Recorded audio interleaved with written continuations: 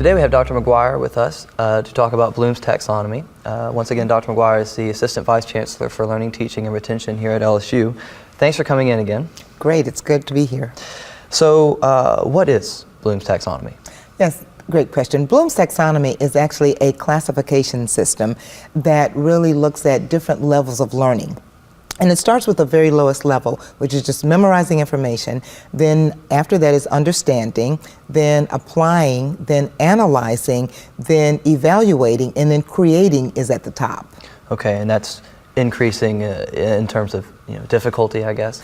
Absolutely, in terms of the mental processes that you need in order to be able to effect each one of those levels. Okay, and I want to talk about each level specifically. Sure. So let's start with level 1, remembering. Yes, that's just memorizing information verbatim. If you were told to study something, you memorize all the definitions, you memorize all the formulas, and you kind of stop there.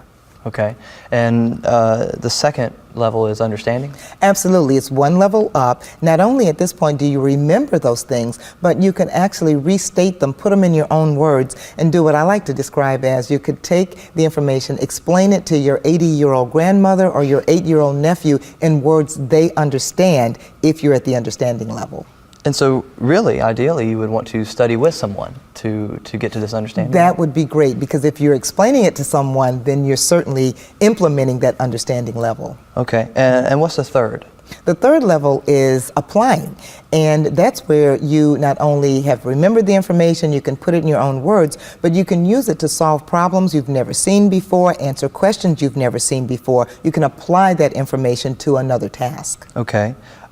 Is this about where college is coming in now? I'd say the very beginning of college, absolutely, but okay. It really requires even those higher levels. Okay, which is, the next one is analyzing. Absolutely. And analyzing means that you could take any concept and really break it down into the components that went into that concept, do an analysis of it to see what the overall concept is. And so that involves, if someone asked you to explain let's say what a buffer solution is. You could talk about all of the different concepts, weak acids, strong acids, anything that goes into that discussion if you're at analyzing. Okay.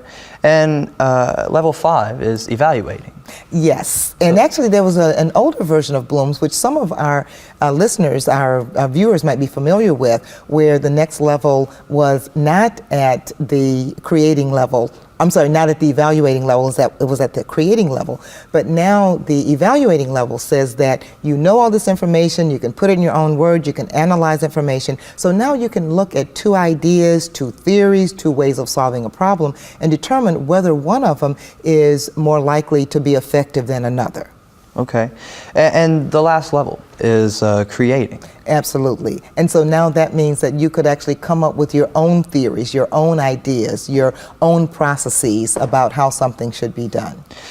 Can you change once you start your collegiate career? Can you change levels? Oh, absolutely. We see that all the time, because typically in high school, students have been operating just at the memorization and understanding level, but we can teach them how to move themselves higher, that they really are analyzing concepts and are now able to come up with their own theories and own processes. Okay. Well, thanks for coming in. For more information, please visit our website.